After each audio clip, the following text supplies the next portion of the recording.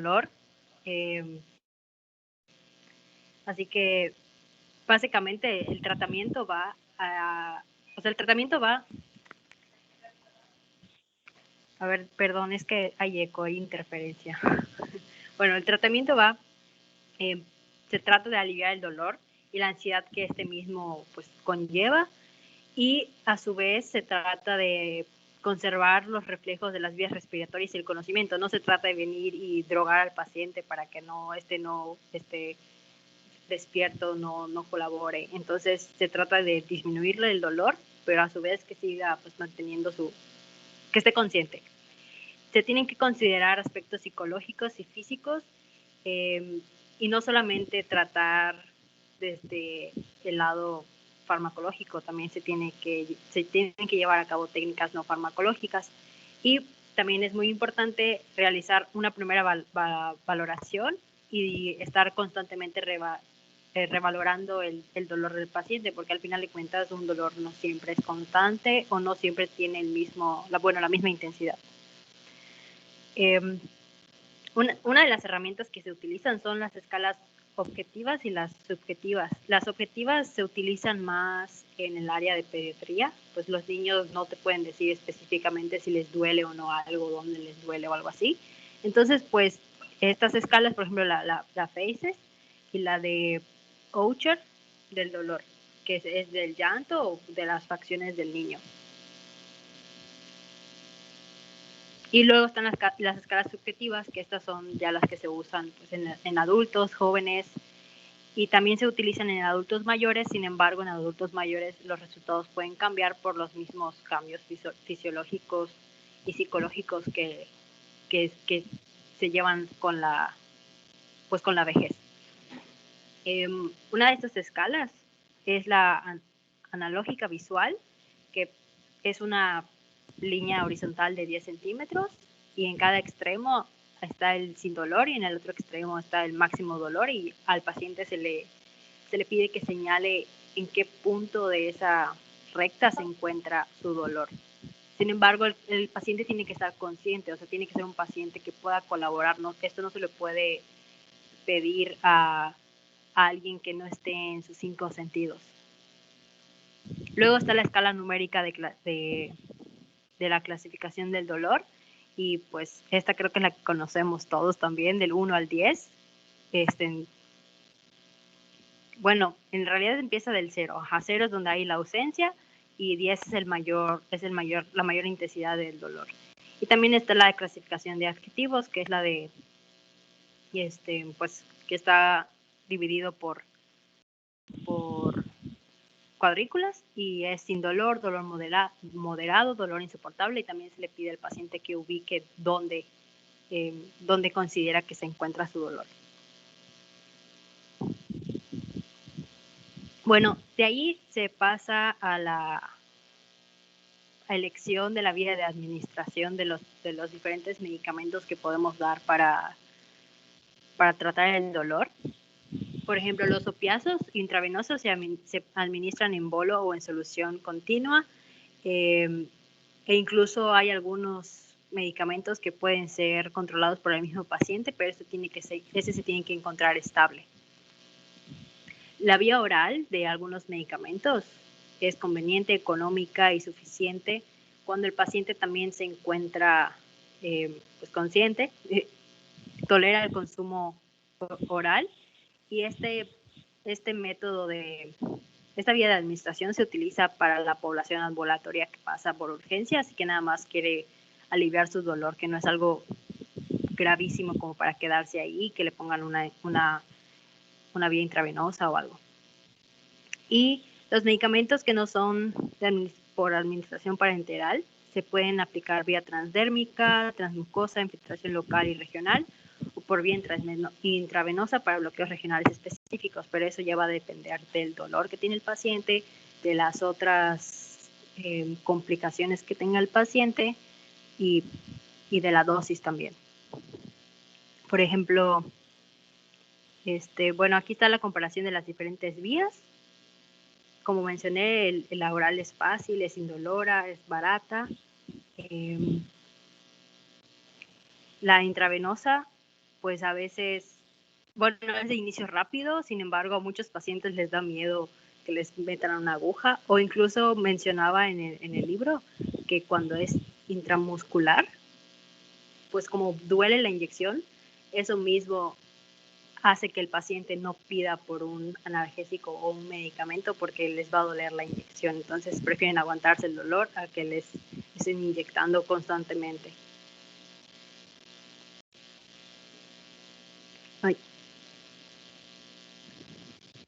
Bueno, los diferentes medicamentos son los no opiáceos, como por ejemplo los AINES, el óxido nitroso, la ketamina, acetaminofén, los opiáceos que ya entra la morfina, meperidina, oxicodona, etcétera. Y pues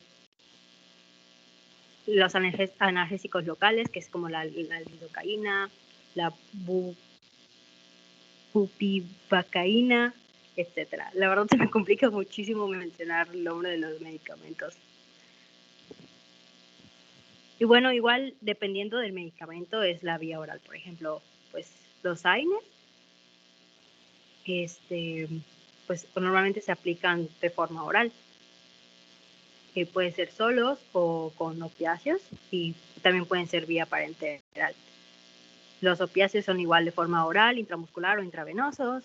Los analgésicos locales son por infiltración, bloqueos de nervios periféricos o bloqueo regional. Y el óxido nitroso pues es inhalado. Las dosis también, pues es importante conocer las diferentes dosis, depende. No es necesario, o sea, sí, no es necesario que menciones a los grupos, o sea, tienes como que la presentación, cómo se clasifica el dolor, todo eso. ¿Cuáles son cómo se clasifica el dolor, cómo puede ser? No, realmente solo tengo el tratamiento del dolor. Del dolor. Sí, okay. Que era lo de los medicamentos. No me oíste el día que lo expliqué, Cecil. Creo que ese día yo pienso que no estabas. Muy bien. Bueno, entonces así como que lo podemos hacer a capela. ¿Cómo se clasifica el dolor? A ver, ¿quién me dice? ¿Cómo se puede dividir el dolor? A ver, en agudo, adelante, crónico, Saúl. Según... bueno, perdón. Ok, sí, Saúl, ¿quién habló? Sí, Andrés, pero no levanté la mano. No, muy bien. A ver, Andrés, está bien. Es que yo sé que se puede clasificar según duración, según patogenia y según localización. En cuanto a duración, es agudo crónico si es menor o mayor a 3 meses.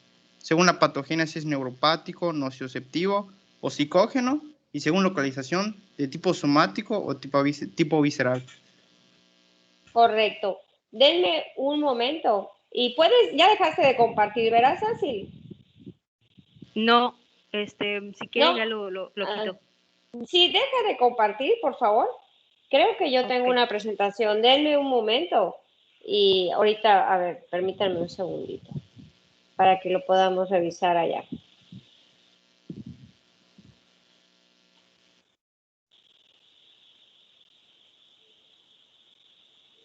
Espero no poner el examen en vez de la presentación.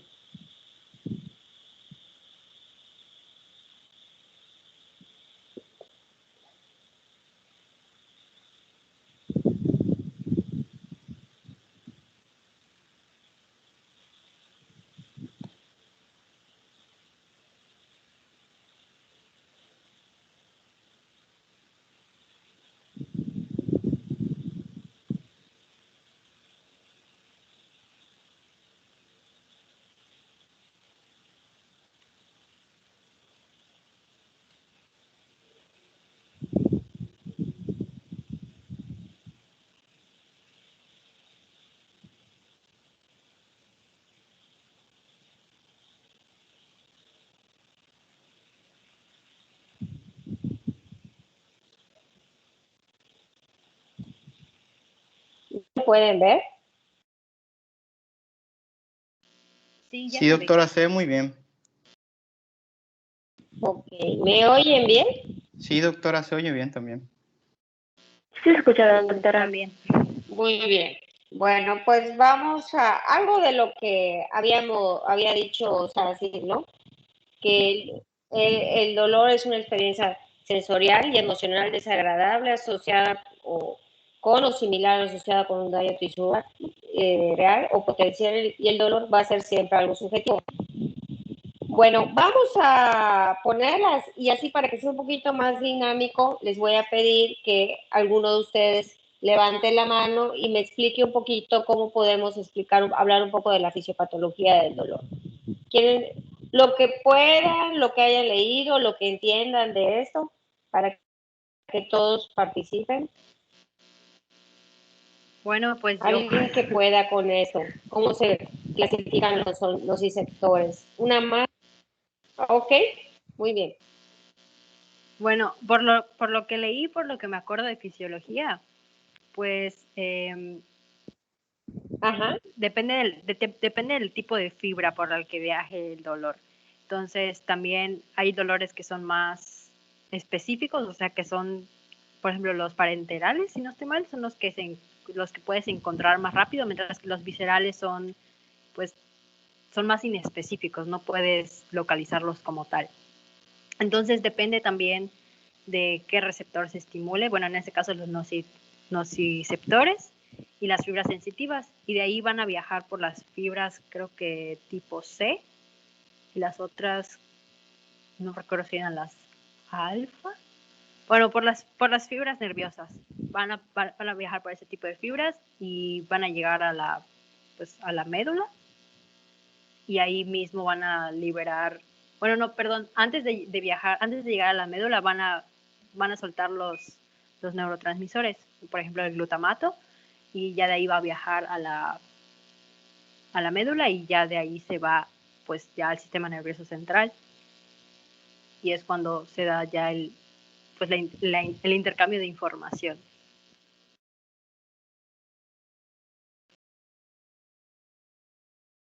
Correcto. Tener en cuenta que existen dos tipos de componentes de modulación del dolor, ¿verdad? Lo que son los periféricos y los centrales. Los periféricos son las fibras sensitivas y los nociceptores, que son los que hacen la traducción de los estímulos. Y los centrales son los que van a conducirlo, como es el fascículo espinotalámico lateral, que es el encargado de la transmisión y la percepción del dolor.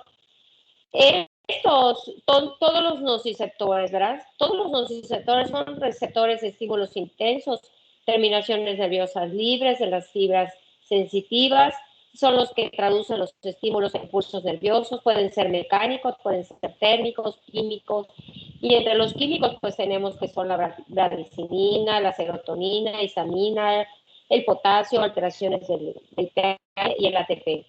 Estas fibras son las fibras aferentes. Las fibras alfa-delta, ¿por qué se caracterizan? Los voy a quitar para que alguien me lo diga.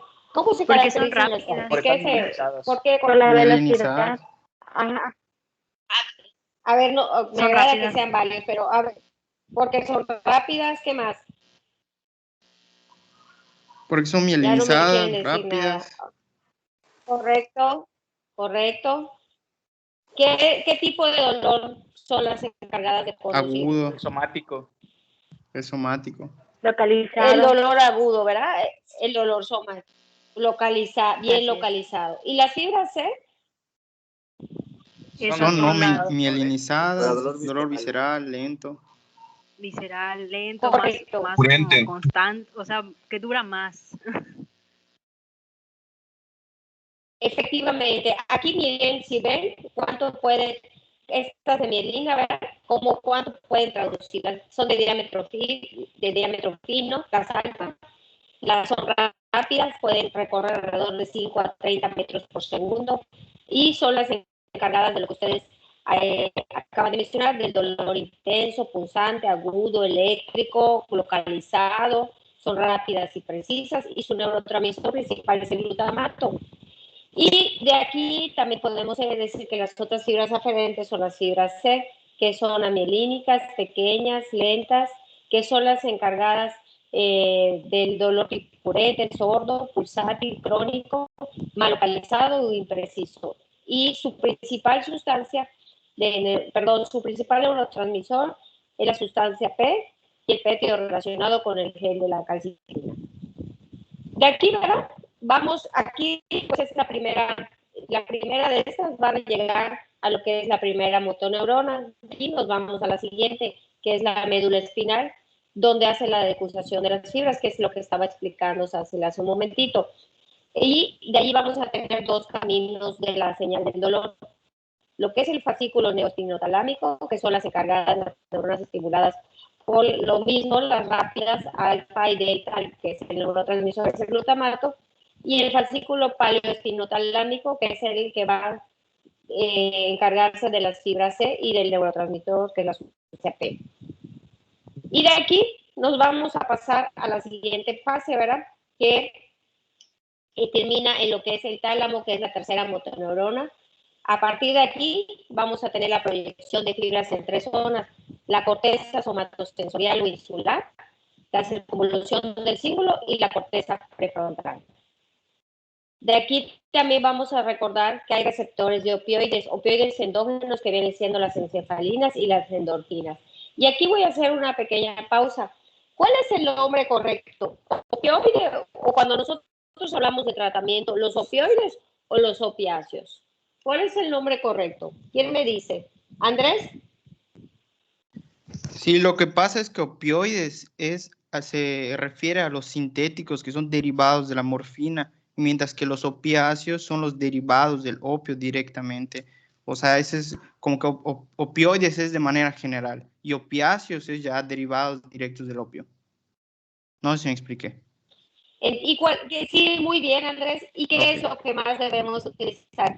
¿Qué término es digamos, el más adecuado? Opioides. Opioides porque engloba a todos, ¿verdad? Hasta los Claro. opiáceos.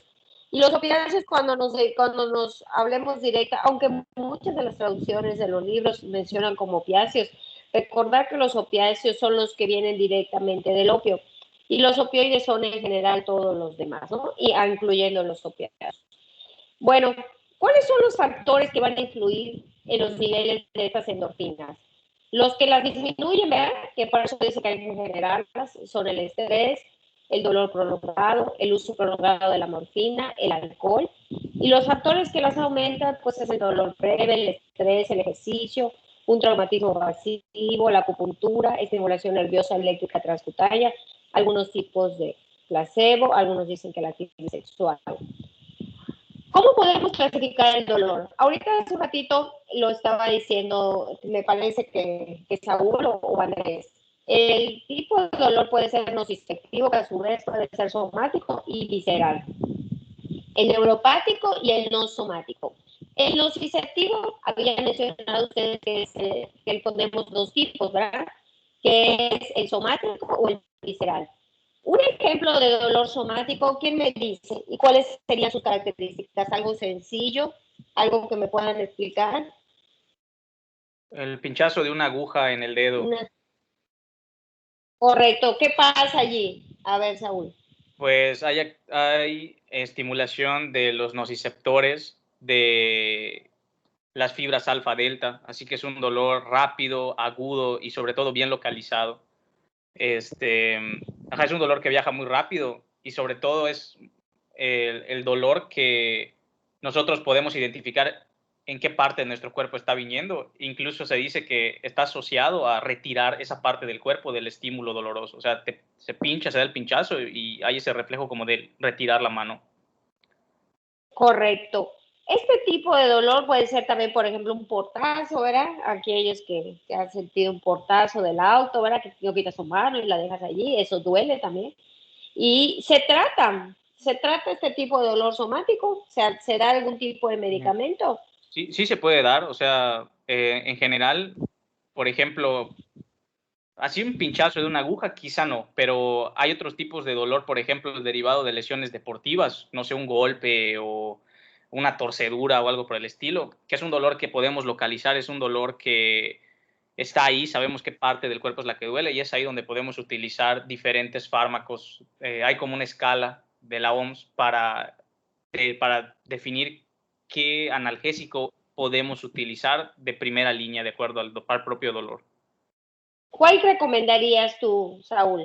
Por ejemplo, en el caso del dolor somático, yo empezaría con, bueno, dependiendo también de la intensidad del dolor, pero si es un dolor de leve a moderado, podría iniciar con un AINE. Sobre todo, por ejemplo, si el dolor se está acompañando de inflamación, el AINE ayuda tanto para el dolor como para controlar la inflamación.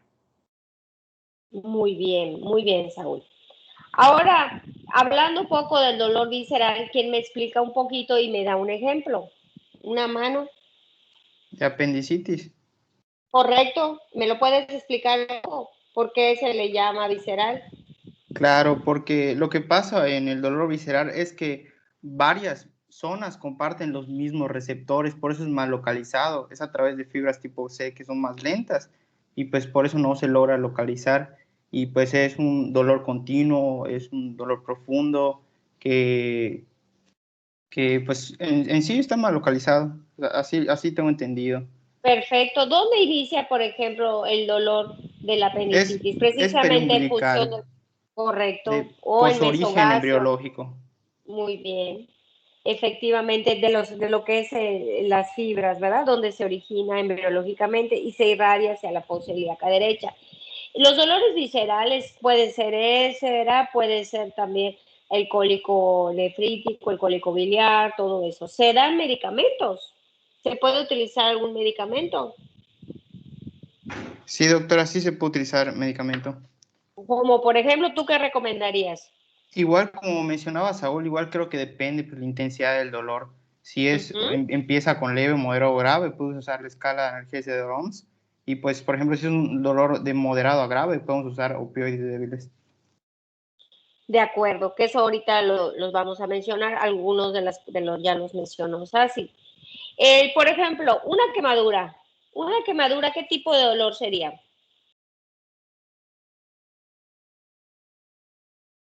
Nociceptivo Es somático. dolor somático. Es un dolor somático, por lo general es localizado, ¿verdad? Puede ser, después dependiendo del área, ¿verdad? Donde lo tengamos. Una quemadura, ¿qué tipo de tratamiento tal vez pudiéramos recomendar? Opioides potentes. Exacto. Estaría en escalón 3 de la OMS. Podría ser, ¿verdad? Hasta más podría ser. Una quemadura puede llegar a ser hasta un 7 u 8 de dolor. Un infarto, ¿qué sería? ¿Qué tipo de dolor? Visceral. Visceral. Visceral. Muy bien, muy bien. Y sobre todo el infarto tiene mucha relación con la cara donde esté, ¿verdad? Puede ser epigárfico, puede ser mandíbula, puede ser brazo izquierdo, puede ser brazo derecho, puede ser espalda. Entonces, en el caso del infarto, ¿qué medicamento pudiéramos usar como analgésico? Se Opioide recomienda potente como morfina, morfina. ¿no? Podría ser uno que... Perdón, oí otra voz. Los opioides, ¿verdad? Podemos usar los opioides, que igual no necesariamente lo tenemos que escalar. Ahorita lo vamos a mencionar eso. Pero si yo ya sé que duele y me baso en la escala, alguna escala analógica de dolor, pues ya con eso. En cuanto a, por ejemplo, una pancreatitis, ¿qué tipo de Visceral. ¿Es dolor es? visceral? Correcto. Y aún en una pancreatitis, ¿qué podríamos utilizar para la analgesia? Pues Igual igual, creo que opioides una vez. ajá, dependería del dolor, pero generalmente son opioides. Podemos empezar a veces con un AIDE, ¿verdad? Si es una pancreatitis leve, o podemos empezar con un opioide, podría ser débil. Ahorita vamos a hablar un poco más de eso. Otro tipo de dolor es como el neuropático, ¿verdad? Y aquí su denominación es que pueden ser a nivel central o periférico. Y aquí la clínica es un dolor por desferenciación y polineuropatía, síndrome de dolor regional, o allá pues entra el dolor, bueno, como en el paciente diabético, ¿verdad? Como en la neuralgia del trigémino, algunos de esos. Y los no somáticos, como en el caso del psicógeno, que es sin patología orgánica, que hay que buscar, pues tratar de hacer una evaluación multidisciplinaria, ¿verdad? Porque normalmente ese no se va a mejorar solo.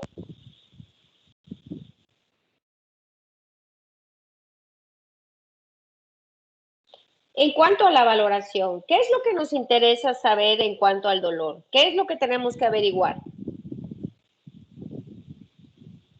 Manos, La intensidad la intensidad. ¿Cómo le evaluamos? con la escala analógica Ok, con una con escala el EVA. de dolor. Muy bien, perfecto. Ahorita les vamos a mostrar unas imágenes para que las ubiquemos y creo que ya las habían visto también. ¿Qué otra cosa podemos investigar de dolor? La localización y sobre Ok, todo el tiempo que tiene de evolución. el tiempo, la localización, porque eso les puede orientar hacia patologías, ¿verdad? Hacia donde está, por ejemplo, el dolor pleurítico también pudiera ser. ¿Qué otra cosa pudiéramos investigar? Que hay atenuantes o agravantes. Intermitente, por ejemplo, si es tipo cólico, correcto. ¿Qué más?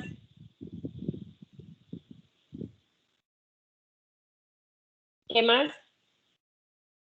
Si tiene agravantes. Si tiene agravantes o atenuantes, ¿verdad? Eso se valora mucho en el dolor, por ejemplo, torácico, lo habrán revisado, qué lo agrava, qué lo disminuye, qué lo exacerba, cuánto le dura, por ejemplo, el dolor del infarto, ¿verdad? Qué estaba haciendo, si le dan reposo, si le da caminando, todo eso, ¿verdad? Todo, si es un tipo, como lo acaban de mencionar, urente, si es pleurítico, si es cólico, por ejemplo, también. Entonces, todo eso. ¿Cuáles son los signos no verbales del dolor? Bueno, si el dolor, si es la única presentación por la cual va el paciente, pues podemos ver los signos no verbales como la taquicardia, la taquinea, la expresión, los movimientos, ¿verdad? Como en el dolor de la pericarditis, si se inclina o si se toca y lo puede referir, si el movimiento lo empeora, etcétera. Y también lo podemos acompañar, ¿no? Bueno, ¿de qué se acompaña? Bueno, se acompaña de fiebre, se acompaña de signos de descarga adrenérgica, si se acompaña, por ejemplo, de diaforesis, ¿verdad? O de piel fría, o al contrario, ¿verdad? De alguna otra caliente, ¿verdad? O alguna otra característica. Estas son las escalas que nosotros consideramos de dolor. Esta es la primera, ¿verdad? Las escalas de calificación de dolor es una medición cuantitativa para elegir y administrar el analgésico apropiado, valorar la respuesta terapéutica, determinar la necesidad de dosis repetidas o analgésicos de mayor eficacia, estandarización de las mediciones. Todo el personal de la sala de urgencias debe utilizar la misma herramienta. Y un valor asignado no es una cifra absoluta, es una experiencia personal del paciente. Aquí, por ejemplo, también hay que tomar en cuenta que pues cada paciente, cada persona tiene un umbral diferente de dolor. A lo mejor lo que para mí sería un 7, ¿verdad? Para algún paciente es un 9 y tal vez para otro es un 5. Entonces es una experiencia personal de cada paciente, puede ser subjetiva, también puede ser cambiante.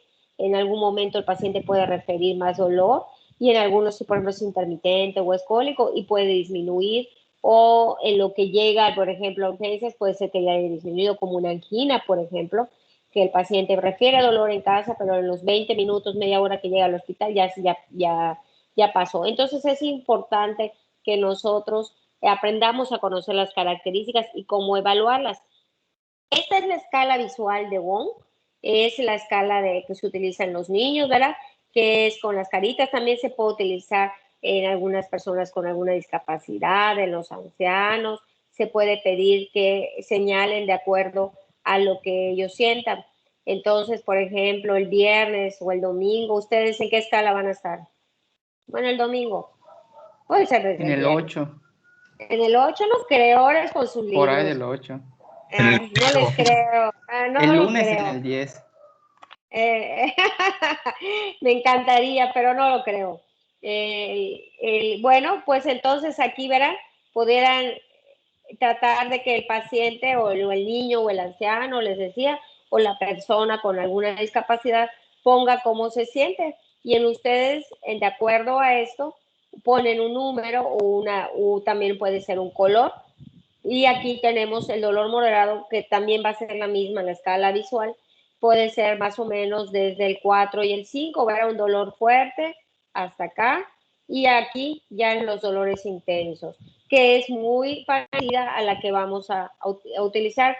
Esta es una escala basada en adjetivos y aquí solamente es un método descriptivo que representa gráfica o verbal la descripción del dolor y se colocan marcas entre las etiquetas, más o menos, que está, bueno, es un poco más subjetiva, ¿verdad? Y está más difícil. La escala visual análoga, que es una de las más utilizadas, es una escala aquí tenemos, ¿no? De 10 centímetros, de 100 milímetros, y coloca una marca en el punto de mayor representación del olor y se mide la distancia para valorar alguno de los extremos. La escala numérica, que es la que nosotros más usamos, entonces, o puede ser la escala solo análoga, ¿no? Poniéndole un número. ¿Cómo preguntamos lo del número? Ya lo habrían mencionado. ¿Cómo lo averiguamos? ¿En base a qué hacemos esto del número? ¿Cómo le ponemos el número? ¿Cómo se interroga? Pues de acuerdo, o sea, dígame un número del 1 al 10, teniendo en cuenta que el 0 es que no tiene dolor y el 10 es el peor dolor que ha sentido en su vida. Correcto. Y le puedes preguntar, por ejemplo, cuál ha sido el peor dolor de su vida también, ¿no? Porque a veces hay que tratar de equipararlo. Y de acuerdo a eso, nosotros ya tendríamos un número adecuado. ¿A partir de cuándo consideramos un dolor ya intenso? ¿A partir de qué número? Como del 7 para arriba, más o menos. Del 7 para arriba, ¿verdad? Más o menos. De 4 a 7 podría ser un dolor moderado y de 4 a 7. Y de 7 para arriba podríamos considerar un dolor intenso. Esta escala visual análoga que todos le ponemos como la escala de Eva, pues nosotros en vez de visual le ponemos verbal, ¿verdad? Verbal análoga, porque realmente pues no les ponemos la reglita para que marquen, entonces no lo ven, solo les decimos lo de los números, por eso se considera que es verbal análoga. En cuanto a esto, es muy importante porque en base a esto, nosotros vamos a empezar con lo que es el manejo para ese paciente, que es algo de lo que nos estaba explicando Sassy. Yo tengo que identificar un tipo de dolor. Un dolor moderado que es, como les decía, puede ser un dolor que sea una caída, por ejemplo, un traumatismo, algo, ¿verdad? Puede ser un dolor moderado. Puede ser a veces hasta un cólico biliar o un cólico nefrítico, pero ahí sí es muy variable de acuerdo al umbral de dolor de cada persona. El dolor moderado, ¿cuál pudiera ser el tratamiento inicial? Un AINE. Podríamos empezar con un AINE. ¿Qué más? Un opioide débil. Un opioide débil. Correcto. Y para los dolores intensos pudiéramos empezar, como les decía, un gran quemado, un paciente con un infarto, un paciente con pancreatitis. Podríamos quizá iniciar con un opioide ya fuerte sin pasar ni escalar, porque ya tenemos la identificación del dolor. ¿Es recomendable escalar? Es recomendable escalar cuando uno no sabe, ¿verdad? Cuando uno, bueno, te dice que le duele un 6. Entonces, bueno, tú le empiezas con un aire. Pero resulta que a la hora vuelve con el dolor, ya le pusiste un aire. Entonces hay quienes los torturan y le ponen otro aire, ¿verdad? Y luego le ponen otro aire. Y así ya le ponen a veces 3 tipos de aire. Les ponen ketorolaco, les ponen metamizol, les ponen diclofenaco. Y entonces eso ya es aquí nada más atormentar al paciente. Si ustedes ya manejaron un AINE y el paciente no se le quitó el dolor con el AINE, el paso siguiente es un opioide.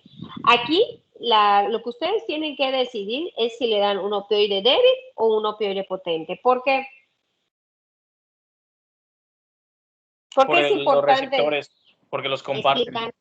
Ok, ¿y eso qué significa, Saúl? Porque, por ejemplo, independientemente sea un opioide débil o un opioide fuerte, el receptor es el mismo. Así que si yo administro primero un paciente, digamos que yo me vaya por un opioide débil, cuando yo le administre y resulta que no le alivia el dolor, cuando yo quiero administrar el opioide fuerte, los receptores opioides ya van a estar ocupados. Así que el opioide fuerte, sea el que sea, ya no va a tener el mismo efecto porque ya no va a ocupar los receptores que debería ocupar. Es correcto. Entonces, una de las técnicas que se recomienda desde el inicio es esa, que yo tome esa decisión. ¿Le pongo un tramadol, por ejemplo, o le pongo una buprenorfina? También depende de la disponibilidad, ¿no? Pero eso es algo que tengo que pensar, ¿no? Esto es lo que tengo que considerar para elegir el analgésico. La intensidad, el tiempo de inicio de actividad analgésica, algo que es algo que había mencionado hace unos momentos, que sea el inicio de efecto, ¿no? Porque a lo mejor vía oral es muy bueno, es económico, es accesible, pero va a empezar su actividad alrededor de los 30, una hora, 30 minutos, una hora. En cambio, pues el paciente tiene un dolor 8, 9, 10, es un dolor intenso que necesito, como un ejemplo que ojalá no les toque ver, es un quemado. Un quemado, la quemadura es muy dolorosa, sobre todo las de segundo grado de espesor parcial superficial, son quemaduras muy dolorosas. El paciente llega con fases de dolor, la pancreatitis también, el infarto. Entonces, yo no puedo esperar 30 minutos a que eso vaya a generar más dolor, ¿verdad? O más disconfort del paciente, incluso un reflejo vagal, etcétera. Entonces, tengo que hacer algo para mitigar el dolor. Entonces, tengo que saber en cuánto tiempo de inicia este medicamento. Se lo doy ahorita, en cuánto tengo su inicio de acción.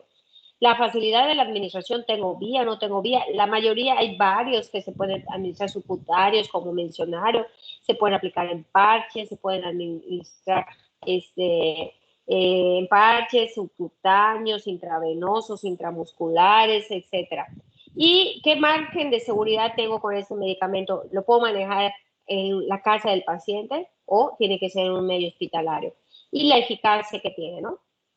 Y bueno, aquí están algunas recomendaciones del dolor leve a moderado, AINES, ¿verdad? Y acetaminofén, y que es el paracetamol, famosísimo entre nosotros, moderado e intenso, los opioides sistémicos.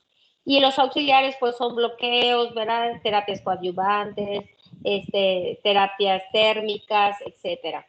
Neuropáticos, ansiolíticos, todo eso son los coadyuvantes. Aquí está donde más o menos están actuando, ¿verdad? Los opioides son los que acaban de decir, los alfa-2 agonistas, los opioides locales que tenemos también, los anestésicos locales, a nivel periférico, las drogas antiinflamatorias las tenemos acá, en donde están más o menos actuando. Y bueno, aquí tenemos la escala analgésica de la OMS, que es una de las escalas más utilizadas, aunque hay algunas recomendaciones que les decía que no es necesario escalarla. Algunos dicen que uno puede iniciar directamente todo eso sin necesidad de ascenderla. No tengo que pasar de uno a otro, puedo iniciar directamente del 7 a 10 con un opioide potente. Y aquí tenemos, ¿no? El dolor leve, como los aires del paracetamol. Los coadyuvantes que están recomendados en los cuatro tipos, entre los opioides débiles está la codeína, la dihidrocodeína, el tramadol, y puede ser que se acompañe de AINES. Los AINES se pueden combinar con los opioides débiles o con los potentes. Incluso hay muchas presentaciones comerciales que traen, por ejemplo, tramadol con paracetamol, ¿verdad? Que ya vienen preparados con un opioide débil y también con un AINE. Y es oral, por ejemplo. Aquí tendríamos entre los opioides potentes la morfina, el fentanilo, la oxicodona, la metadona, la bupre, la meperidina, y también pueden los coadyuvantes. Y en el dolor severo mantenido, como les decía, tipo el dolor neuropático, otro tipo, opioides intramedulares, bloqueos nerviosos, infiltración local, estimulación nerviosa, transcutáneo, medular. Y entre los coadyuvantes, pues les repito, podríamos utilizar aquí lo que son benzodiazepinas, podemos encontrar antineuríticos. Por ejemplo, ¿cuáles son los antineuríticos que conocen, que es de uso común, por ejemplo? Gabapentina. Exacto, muy bien, la gabapentina. Amitriptilina, pregabalina. La pregabalina, esos son antineuríticos. Otros de uso común. Duloxetina también. También, que también se utilizan un poco. Exactamente. La pregabalina ya la dijeron, los de serotonina, que son los de la MAO también, que sirven también para pacientes de otro tipo, ¿verdad? Que también para que tienen problemas depresivos, también se pueden combinar, que también ayudan y de hecho tienen buen margen de seguridad. Los antineurolíticos como la gabapentina y la pregabalina, el problema es que dan somnolencia. Eso lo tienen que considerar, por ejemplo, si el paciente tiene que ir a trabajar, tiene que estar despierto, pues normalmente a veces se tienen que utilizar en la noche, sobre todo la gabapentina, porque sí produce mucha somnolencia, o explicárselo al paciente. Igual con algunos antidepresivos, ¿verdad? Benzodiazepinas, saber si los pueden utilizar, si son funcionales para el paciente. Y las duloxetina y esas sí tienen mejor margen para, por ejemplo, la mañana, se pueden utilizar. ¿Alguna pregunta o duda, algo que no les haya quedado claro? Yo, doctora, Esa, sí, a ver, ¿quién dijo yo? Espérame, me voy a mi otro. ¿Quién dijo yo? soy Ah, muy bien, te escucho. con respecto al uso de opioides y todo lo demás, he escrito bastante acerca de los que suelen desarrollar adicción. ¿Usted cuál recomienda como mejor margen, que es el que menos hay, en su experiencia haya visto que causa adicción? Ángel, me dijiste que eres, ¿verdad? Sí, ¿Qué les dijo el doctor Talito? Estoy segura que ya les dijo algo de eso. Dímelo. que nos va a reprobar. Ah, bueno, además, y cuando les dio las clases de los toxíndromes, ¿qué les dijo? Pues en general se mencionaron como en general, o sea, por opioides, pero no se puntualizó en cuáles son los que más se han tocado en ese tema. Le diste preguntar a él. Él siempre les gusta explicar eso. La verdad, yo te puedo decir que de los que, lo que pasa es que pasa en el hospital, que para empezar solo tenemos Bupre, entonces, y Tramadol. Y pues la Bupre genera adicción, ¿verdad? Pero también es importante que tomen en cuenta a quién dárselo. Si es una dosis, por ejemplo, si es, por ejemplo, un infarto, una pancreatitis, un quemado, pues lo que te preocupe más adelante de que pueda generar adicción, hay que tratar de no pensarlo en ese momento, ¿no? Sobre todo, por ejemplo, la buprenorfina, el fentanilo, están ahorita muy digamos, más que de moda, se ha visto buena eficacia para la sedación y analgesia de los pacientes. Muy buena respuesta con estos como el fentanilo y la bupre. Entonces, bueno, existe el gran problema de que les puedan generar luego adicción, pero como que se les da riesgo-beneficio, ¿no? Y en este momento, pues lo que te interesa es que haya mejoría del cuadro, que salgan, que pasen de esta fase aguda, ¿no? Y luego, bueno, tratar las adicciones. A menos que el paciente te diga que no puede utilizarlos porque es adicto o está en algún programa de recuperación o algo, pues no los usas, ¿no? Pero generalmente nosotros los que utilizamos es la Bupre y el fentanilo se utiliza más, no tanto en urgencias, de algunos y el tramador. Y bueno, yo creo que de los que más causan adicción es la buprenorfina. Eso lo hemos visto con algunos pacientes que siempre regresan, ¿no? Y te piden otra vez que lo canalices y ya los vas conociendo, ¿no? Pero ya en el margen de farmacológico para el tratamiento de enfermedades, pues nosotros la mayoría pensamos en ayudar al paciente. Ya lo que genere después, pues ya se tendrá que tratar en su momento. Espero que haya medio quedado clara la duda, Ángel. De acuerdo, doctora, gracias. De nada. Bueno, vamos, creo que esa es la última. Aquí están las presentaciones más comunes. Y pues aquí están algunos de los efectos secundarios que pueden producir, que son, bueno, la náusea y el vómito, el estreñimiento, prurito. Algunos pueden producir retención urinaria, confusión, sedación, depresión respiratoria. Y algunos en cuanto a absorción, pues lo pueden ver acá. Algunos que tienen los dos efectos, ¿verdad? Que son opioides duales, que eso también a lo mejor ya lo vieron en lo que son los toxíndromes, que son agonistas y antagonistas. Aquí tenemos algunos. Y para su vida, yo les recomiendo que cuando vayan a su servicio social o a su pueblito, a donde vayan, les recomiendo bastante que hagan su lista de algo que acaban de decir hace su momento, que puedan saber qué medicamento tiene mejor poder analgésico, qué medicamentos tienen mayor poder antiinflamatorio, qué medicamentos son más antipiréticos, aún entre los AINES, ¿verdad? Hay algunos que tienen más poder analgésico, más poder antipirético y más poder antiinflamatorio. Siempre les voy a recomendar, y eso se los dije hace un momentito, que cuando usen uno de estos AINES, procuren usar dosis óptimas. Aquí están las dosis óptimas de los medicamentos, ¿verdad? Que pueden utilizar. Por ejemplo, un cetorolaco, porque ya ven que así lo ponen en la diapositiva, y son 30, pueden ser hasta 60 miligramos que se pueden administrar. Entonces, si lo van a administrar para un paciente con un dolor moderado, pueden administrar los 60 miligramos y después administren 30 miligramos cada 8 horas. Si un AINE no le hizo efecto, difícilmente les va a hacer efecto alguno otro, ¿verdad? Entonces, si sigue el paciente con dolor, es mejor cambiarlo a un opioide o combinarlo con un opioide débil o un antirreumático, lo que ustedes decidan, o un opioide fuerte, dependiendo del dolor. No anden combinando los AINES ni anden escalando las dosis de los AINES. O sea, si ya le traten de poner dosis y buenas, ¿no? Por ejemplo, el paracetamol para dolor pueden usar 1 gramo o hasta para fiebre de 39, 40.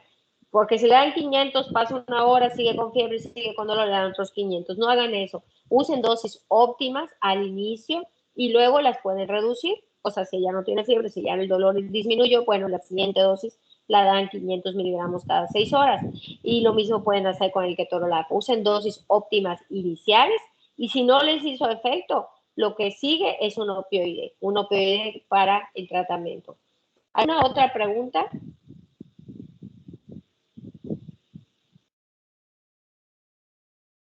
¿Siguen allí? Sí, doctora, de mi parte no hay dudas. Muy bien. Bueno, aquí están otros para que los tenga, ¿verdad? Lo que son los coadyuvantes. Me voy a salir. ¿Ninguna pregunta, ninguna duda?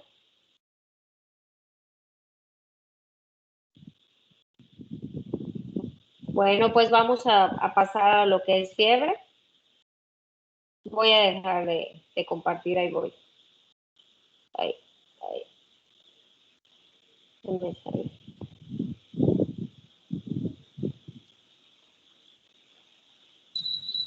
Doctora, yo sí tengo una duda que me acabo de acordar. ¿Sí? En caso de que, o sea, yo sé que los opioides pueden causar náuseas, ¿no? Sí. Pero ¿cómo puedo ayudar al paciente a que deje de tener tantas náuseas por los opioides?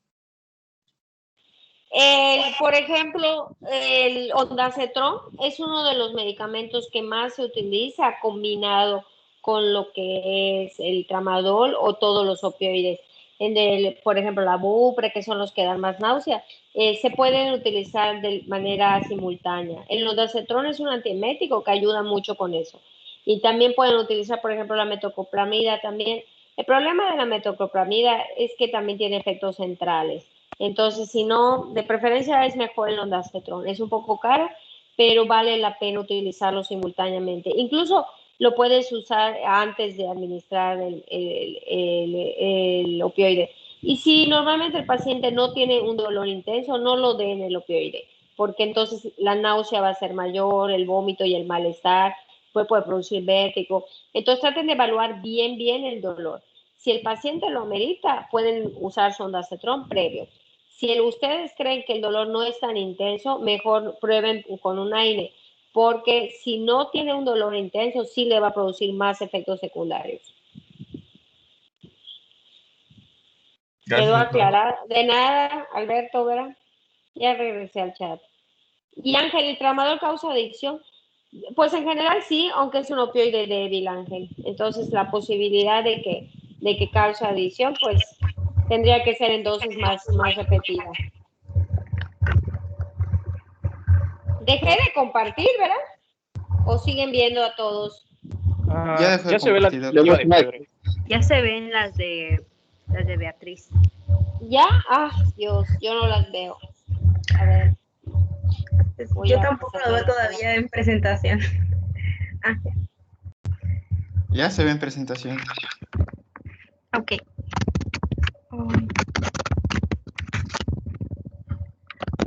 ¿Me utilizan si quieren?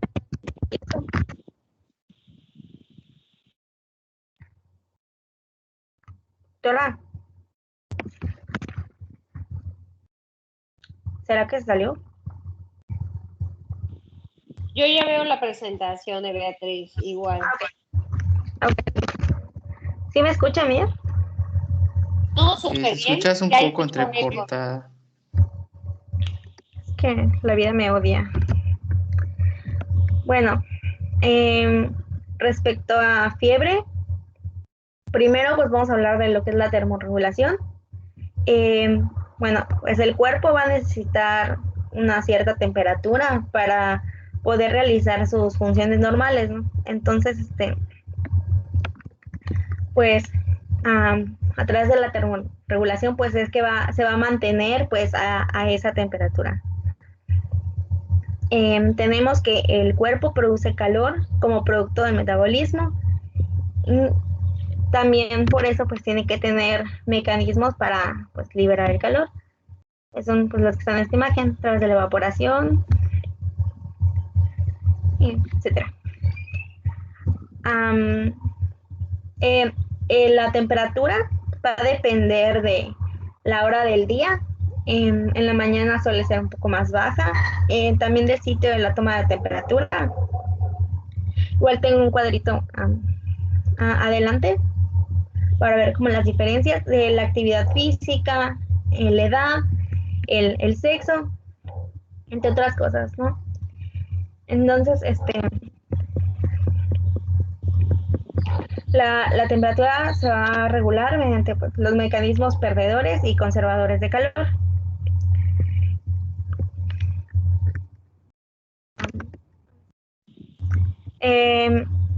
La regulación está dada por el hipotálamo, en la porción preóptica, en donde se van a recibir las señales desde pues, en los nervios, en los receptores de calor y de frío, y se van a dar los mecanismos que van a mantener la temperatura. Entonces ya específicamente pues hablando de fiebre,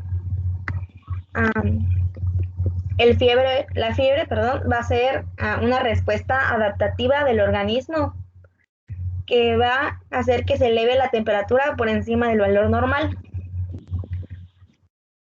Bueno, en la fiebre va a haber un cambio en el hipotálamo y en el punto de ajuste de la temperatura. Esta va a ser la principal diferencia con la hipertermia, que la hipertermia va a ser pues la elevación de la temperatura, ya sea por una mayor producción de calor o una reducción en la pérdida, pero no va a haber este ajuste en el centro termorregulador.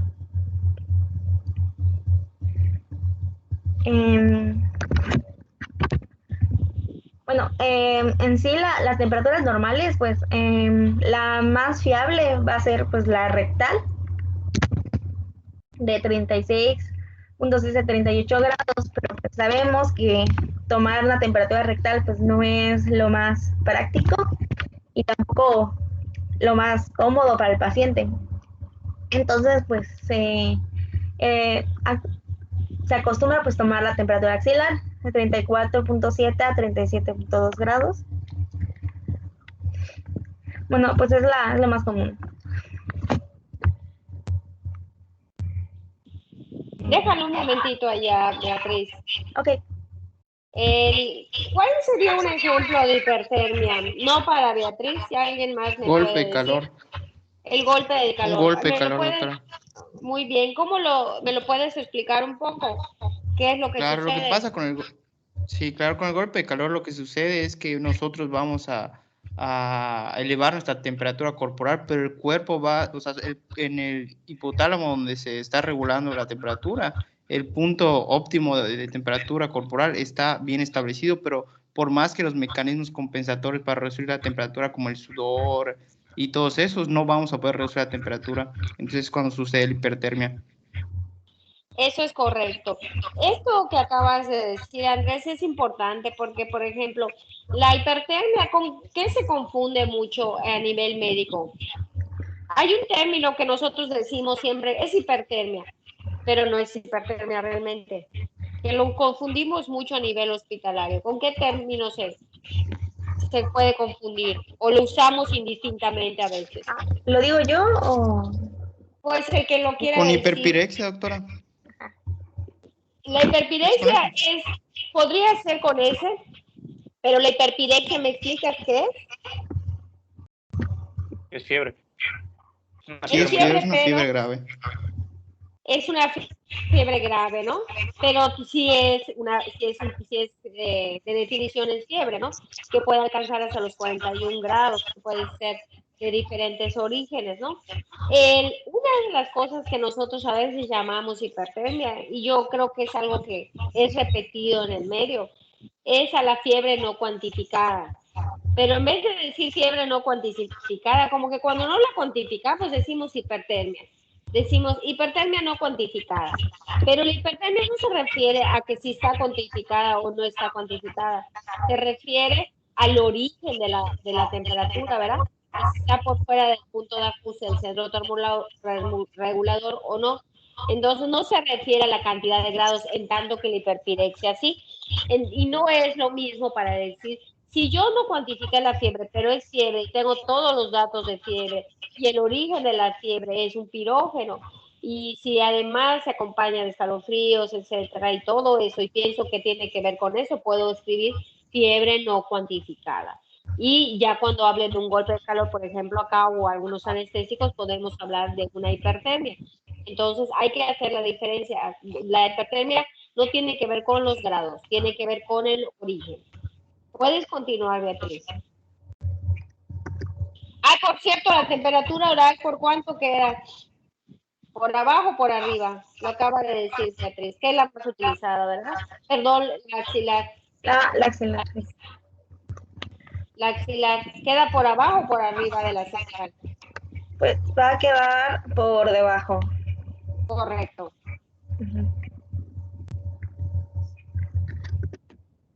Bueno, aquí tenemos la clasificación de la fiebre. Bueno, lo que estaban diciendo, ¿no? La hiperpirexia va a ser la fiebre más grave. Pero bueno, también tenemos como que otras clasificaciones. Desde la febrícula, que va a ser hasta 38 grados, de 37 a 38, la fiebre leve de 38 a 38,5 y así. Entonces,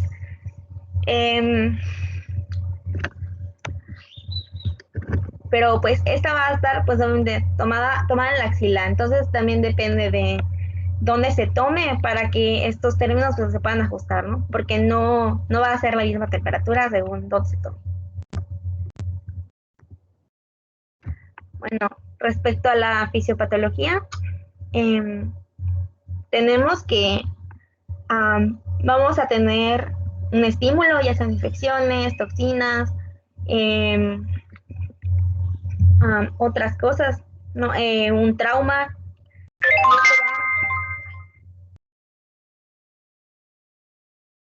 Esto va a ocasionar, ay, ya me distraje, perdón. Bueno, va a haber, esto va a ocasionar que haya una proliferación de células inflamatorias, y esto mismo va a ocasionar pues que se liberen las citocinas, la liberación de prostaglandinas, y también por otros pirógenos exógenos. Y bueno, todo esto va a generar pues una señal en el hipotálamo que pues va a hacer que se mueva pues el ajuste en la termorregulación en el punto de ajuste. Entonces se van a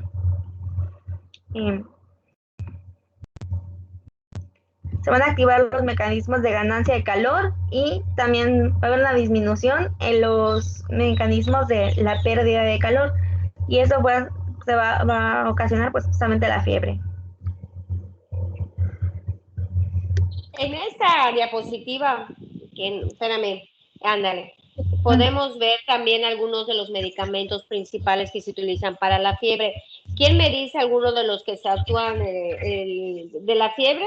de los que usan para la fiebre y dónde actúan, según lo que hayan leído o sepan. Sí, allá podemos ver qué es lo que inhibe, por ejemplo. Los de uso común. Pues los hay. Paracetamol en prostaglandina C2. A ver, ¿quién dijo primero? A ver, primero, a ver, Andrés, dime tú.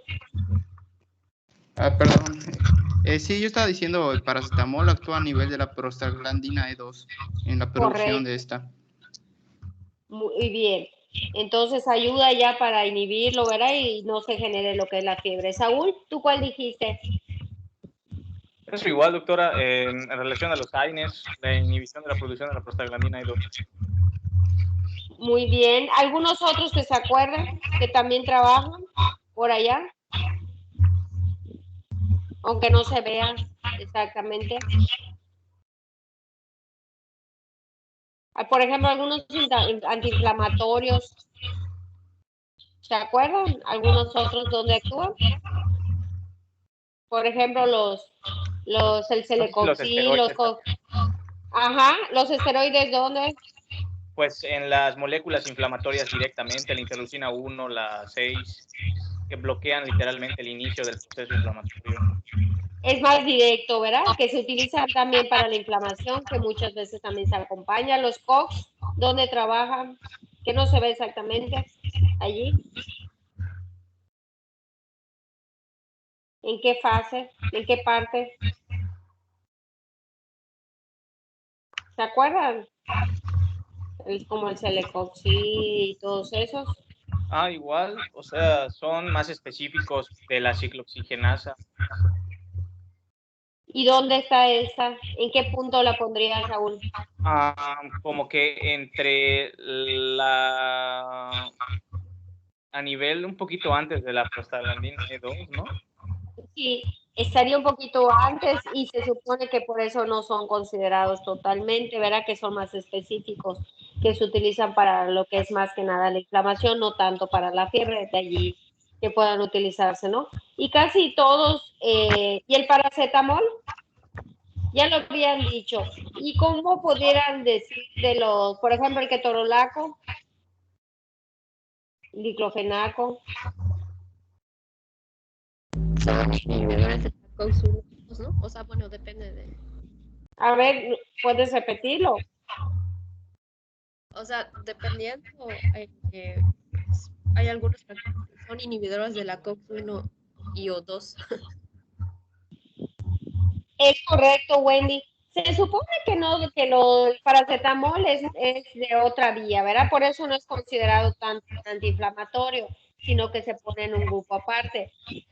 Pero obviamente que para la fiebre pues se pueden utilizar cualquiera de los medicamentos que actúen a cualquiera de estos niveles, ¿no?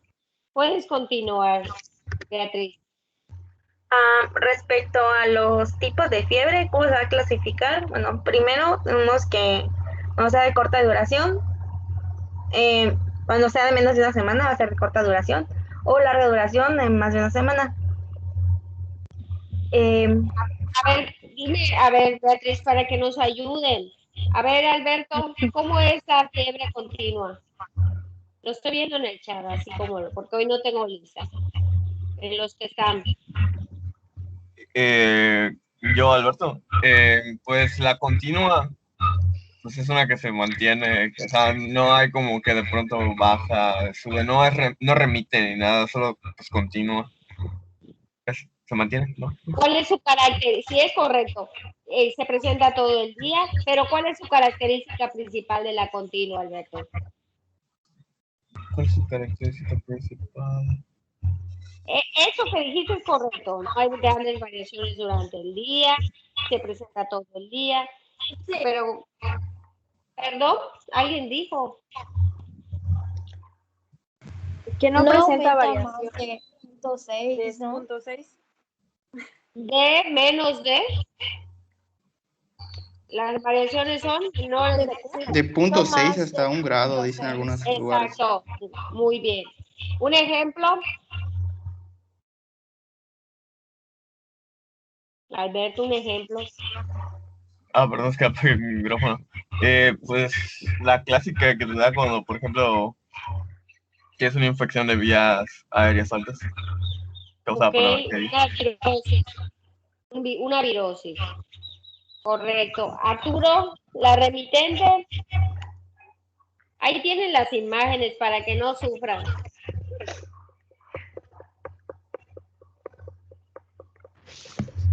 Pues, sí me escucho, ¿verdad? Sí te escuchas. Se oye Ok. más Beatriz, pero sí. La remitente se supone que en esta sí hay elevación térmica, pero también regresa la temperatura a valores normales, ¿no? Correcto. Y Esta puede regresar a los valores normales, es correcto. ¿Y las variaciones? ya son mayores, ahí, puede ser de 1 grado o algo. Bueno, en esta creo en particular puede no regresar a valores normales, pero las variaciones, a diferencia de la continua, es que son mayores de 1 grado. Las variaciones pueden ser mayores de 1 grado, sin embargo, puede no llegar a valores normales durante un día, que aquí lo pueden ver en la imagen también. La intermitente, Camila. ¿Y un ejemplo? Sí, pues aquí ya retorna a los valores normales, pero es cada día, aumenta la fiebre, o sea, en el pico en el mismo, casi en el mismo. Puede haber un día, por ejemplo, que sea febril, pero generalmente no es más de un día, porque si no ya entraría en otra clasificación. Ya puede haber fiebre y un día, por ejemplo, no tener fiebre, ¿verdad? Y luego un día fiebre. Un ejemplo de lo que creas que puede producir esta, Camila.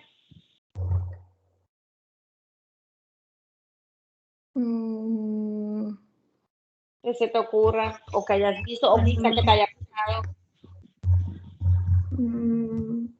Guay. Estoy Guay. pensando. A ver, hay una común. enfermedad viral? Las virosis puede ser una piel, aunque la piel generalmente en etapas activas puede ser continua. Las virosis por lo general, por ejemplo, dengue y esas, zika y esas son fiebres continuas. Incluso pueden entrar como remitentes en algunos momentos. Unas más comunes como intermitentes, seguro sí saben. Tuberculosis. Más que la tuberculosis, que bueno, la tuberculosis puede ser. Otra más común, tal vez, esa que todos COVID. no, el COVID es fiebre continua cuando está empezando, ¿verdad? Por ejemplo, la salmonela, ¿verdad? O la que son la fiebre tifoidea es variable, pero puede ser intermitente. Por ejemplo, dice que les da a veces en las tardes, nada más en momentos determinados del día, y puede haber días afebriles. Depende del comportamiento. Ya si la fiebre tifoidea, pues ya puede entrar también con más fiebres o más continuas. Y a ver, Diana, la recurrente que se parece mucho a la ondulante y a otras. En esta puede reaparecer después de 1 o más días sin tener fiebre. ¿Cuál diferencia ves, Diana, entre la recurrente y la ondulante? Allá lo puedes ver en la gráfica. Que en la ondulante como que siempre van a haber los picos de fiebre y sería como que, bueno, tarda semanas.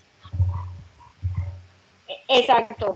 Por ejemplo, si tú ves en esa imagen donde dice recurrente, puede haber un día de fiebre y luego 2 o 3 días de no fiebre y un día de fiebre. Es son variaciones de días. En cambio, en los ondulantes, que tú puedes tener 4 días seguidos de fiebre, 4 días no seguidos de fiebre, ¿verdad? O febril. 4 otra vez, luego o 5 y luego otra vez y sin fiebre. ¿Cuáles son algunas que hayan oído? Posiblemente no las hayan visto, pero alguna característica de alguna patología que haga asemejar alguna de estas, alguna patología que hayan revisado, porque realmente no creo que lo hayan visto.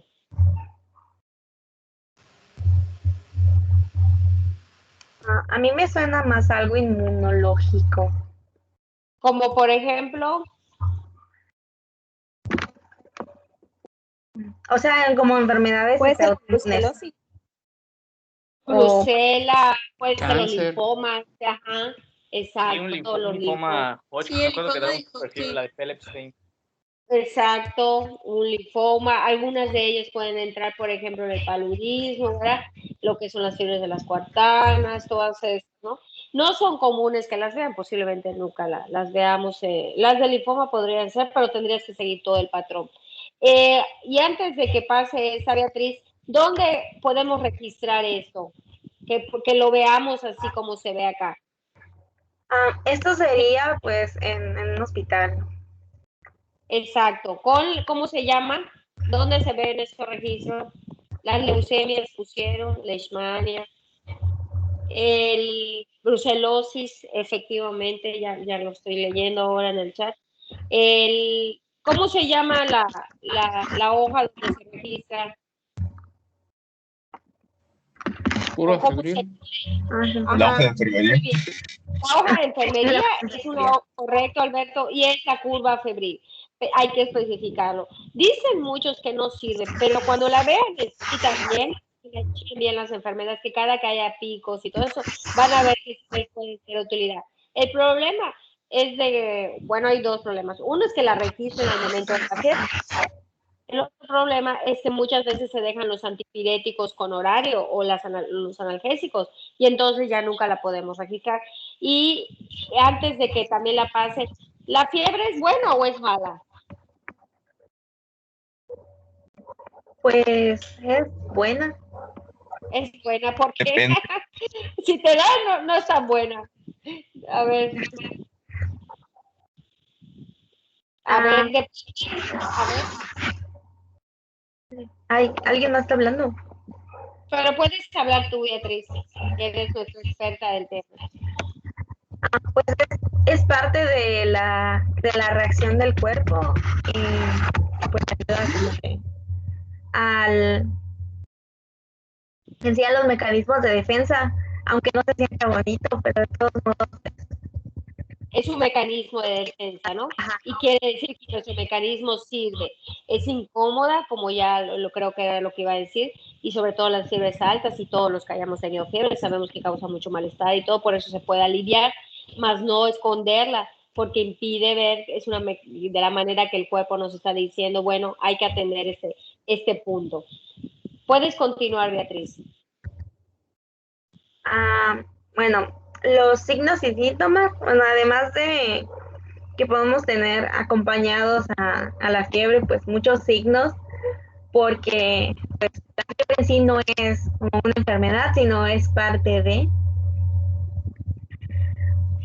pero así como que asociados en sí como a la fiebre, pues van a ser la taquicardia, escalofríos, malestar general, cefalea, anorexia, sudoración y rubor facial. Y pues, bueno, respecto a la taquicardia, puede subir a unos 10 latidos por minuto por cada grado. Entonces, pues, sí.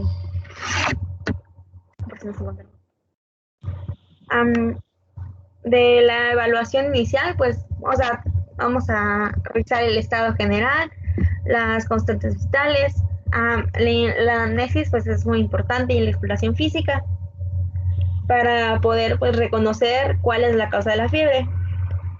También si tenemos un determinado patrón y qué tan alta pues es la fiebre. En el examen físico pues tienen que hacerse un examen completo, tomar sobre todo, o sea, tiene que revisar todo, ¿no? Pero ciertas cosas como las adenopatías, si se pueden encontrar, nos puede hacer pensar en algo infeccioso o algo más, o sea, en determinados tipos de patologías, también lesiones dermatológicas, o sea, ese tipo de cosas que nos hagan pensar como en algo más en específico, signos meningios, y pues siempre hay que repetir la exploración. Si no se encuentra algo, hay que repetirla, buscando pues siempre si ya se empiezan a completar ciertas características que nos pueda hacer pensar en cuál es la causa de la fiebre. Aparte de las patologías que acaban de mencionar, Beatriz, que acaba de decir, las patologías virales, bacterianas, o lo que hayamos mencionado, ¿qué otra cosa podemos integrar con estas características que nos está dando Beatriz a través del examen físico? Que podemos ver con la fiebre, obviamente. ¿Qué otra cosa pudiéramos integrar? ¿Qué otras causas, por ejemplo, qué podrían ser que no hayamos mencionado y que también pueden ser de algo común? Que me digan, piensen en algo reciente.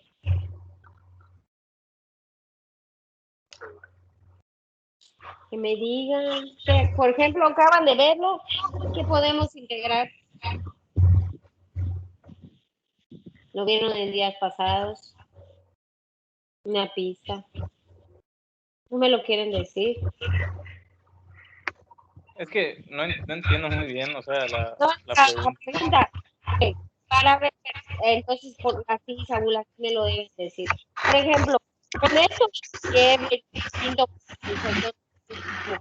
examen físico, además, que nosotros vemos, ¿qué otra cosa podemos integrar? ¿O qué otras cosas se pueden integrar?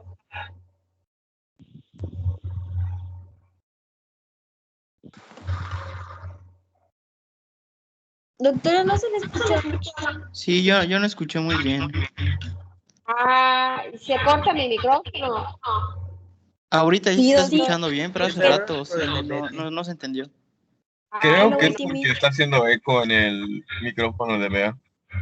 Sí, es que o no escucho lo que dicen o... Bueno, yo les voy a decir ya para que no les vuelva a preguntar. No se entiende lo que digo, pero porque no se entiende, ¿no? Ya lo entendí. Pero ya se escucha bien, doctora. Esa es culpa de Beatriz. Entonces, bueno, yo les decía, ¿qué más podemos integrar? ¿Me oyen antes que siga hablando? Porque ya lo repetí 3 veces. Sí, doctora, ahora sí se escucha muy bien. Muy bien. Bueno, ¿qué otra cosa podemos integrar, además de las patologías comunes, con este examen físico minucioso? O sea, además de pensar en una virosis, que tiene gripa, que tiene COVID o cosas así, ¿qué otra, o a lo mejor un tumor, algo, ¿para qué más nos puede servir todo ese examen físico minucioso? ¿Qué otras cosas también pudiéramos integrar?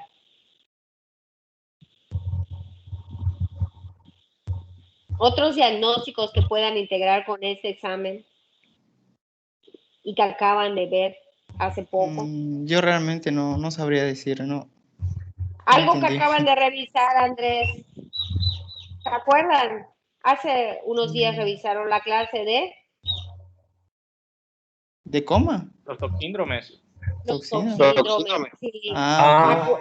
Sí. Exacto, porque, por ejemplo, ¿qué toxíndrome tiene todas estas características? Por ejemplo, y su única... Simpático-miméticos. Los simpático-miméticos, otro. El anticolinérgico. Correcto. El serotoninérgico. El serotoninérgico puede no tener todas, ¿verdad? Porque también tiene unas particularidades. Los que se confunden más es el simpático mimético y el anticolinérgico. Ya lo habrán visto. Pero a lo que voy, ustedes pueden hacer un examen y no irse solo por la fiebre y no solo por la taquicardia, ¿no? Tendrían que interrogar también sobre uso de drogas, ¿verdad? O estimulantes, por ejemplo, un ejemplo fácil, ¿verdad? El café. Ay, no, tiene fiebre, es una patología viral, y tienen, no sé, su alergia, van a decir que es por la gripa, ¿no? Eso les va a ayudar mucho en su servicio. Cuando estén en los, si les toca algún servicio social en algún pueblo o algún hospital rural, ustedes tienen que investigar, yo se los recomiendo también, que investiguen no solo causas orgánicas o patologías comunes, como les digo, dolor de garganta, infección de la orina, todo eso.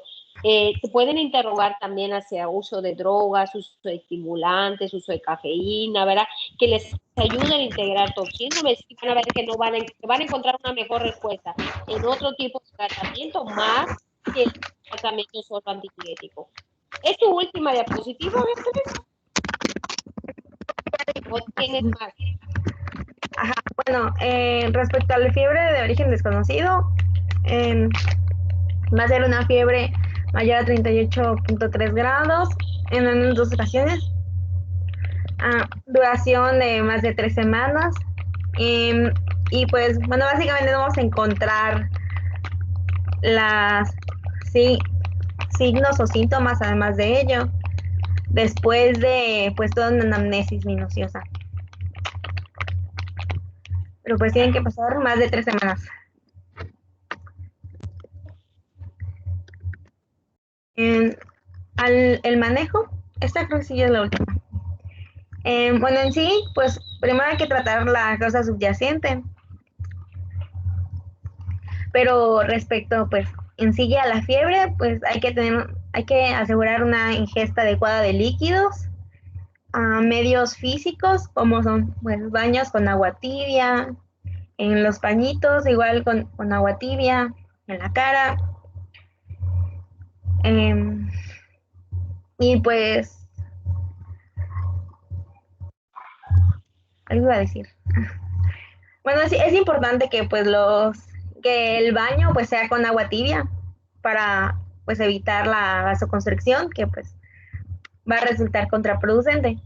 Y respecto a fármacos, pues los más utilizados son el paracetamol y el ibuprofeno, que pues se pueden tomar de 500 miligramos a 1 gramo de paracetamol.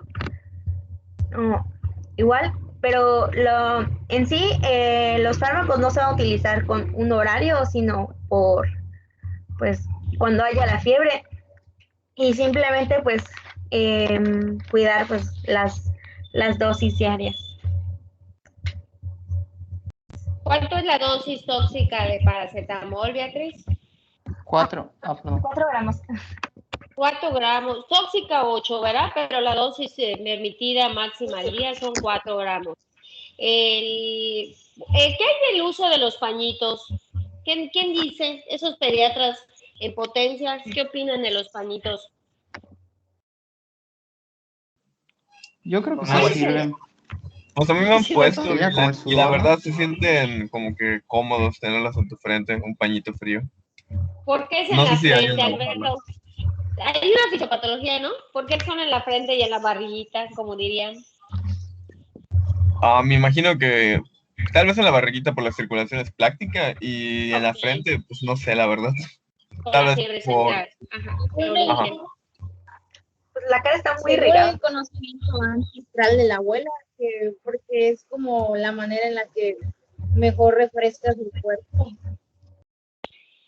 Muy bien, Noemí, no te había oído hoy. Eso es correcto, aunque algunas recomendaciones ya más formales dicen que colocarlo genera más calor y a su vez puede, como que si te ponen algo muy fresco en tu barriga o en tu frente, ¿verdad?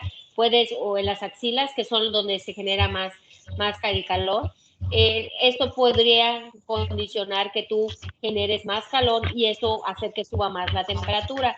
Entonces, bueno, se recomiendan mejor los baños con agua tibia, tampoco con agua fría, porque pues sería lo mismo, ¿no?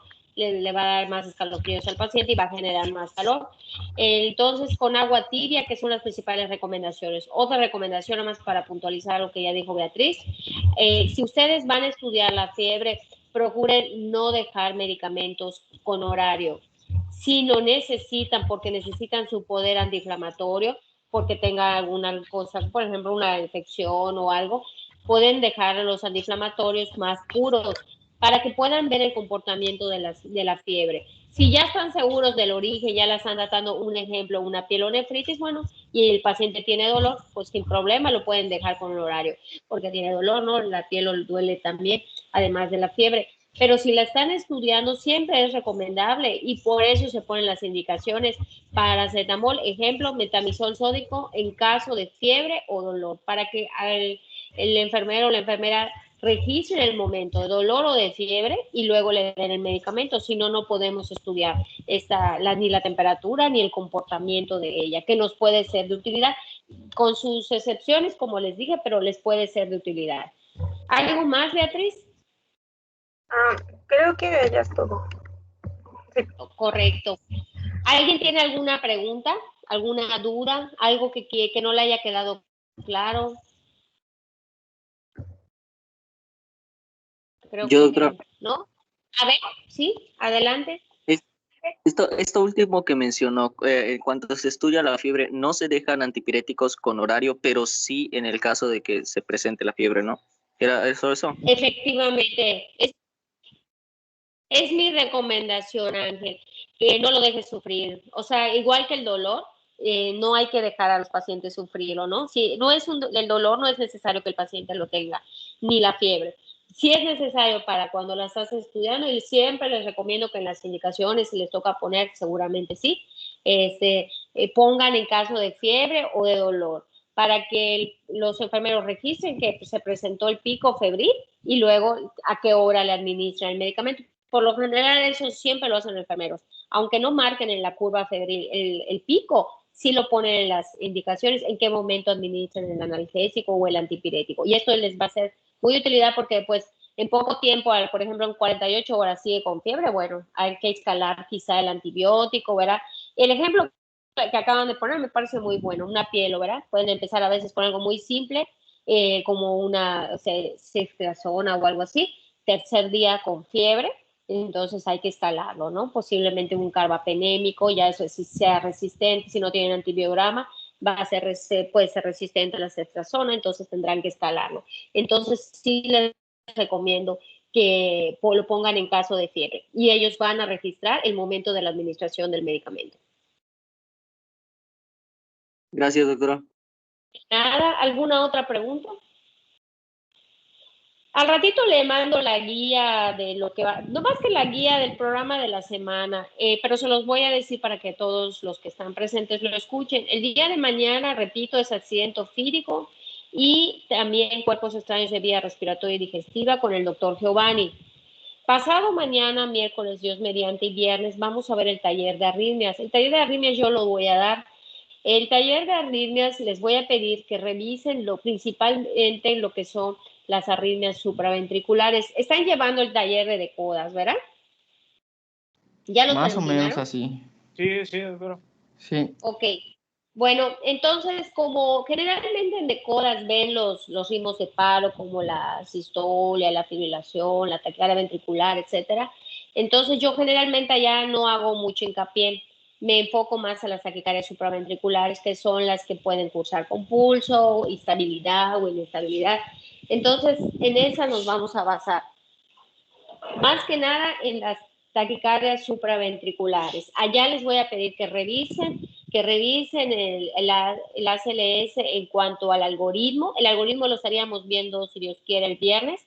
Y el miércoles les voy a dar primero una presentación, algo muy didáctico, ¿verdad? Es un poco cansado, pero es pienso yo que les puede ser de bastante utilidad. Arritmias. El taller se llama de arritmias, principalmente supraventriculares, y el viernes estaríamos revisando los algoritmos. Revisen lo de las ACLS. Cuando lean taquicardias supraventriculares, son como de 10 tipos, pero cuando lo lean, ustedes van a ver que hay unas 5 que les suenan conocidas y unas 5 más o menos que nunca las han oído en su vida. Las que nunca hayan oído en su vida, no las estudien, ni las lean. Las que hayan oído hablar de ellas, sí, ya oí una vez que hubo la fibrilación, el flute, la supraventricular, paroxística, que son las más comunes, a esas van a leer un poquito, no que sepan un montón, lean lo básico, pero sí les recomiendo que lean, porque si no leen no le van a sacar provecho a la clase, ¿no? Entonces, el miércoles estamos a esa hora, 4:30, Dios mediante, y el viernes estaríamos viendo los algoritmos. El jueves van a tener el taller de trauma, no es un taller, es la clase de trauma medular a las 7 de la noche con el doctor Giovanni y el doctor Rodrigo. ¿Alguna duda de eso? No, doctora, gracias. Ok, perfecto. Entonces nos escuchamos el próximo miércoles. Feliciten a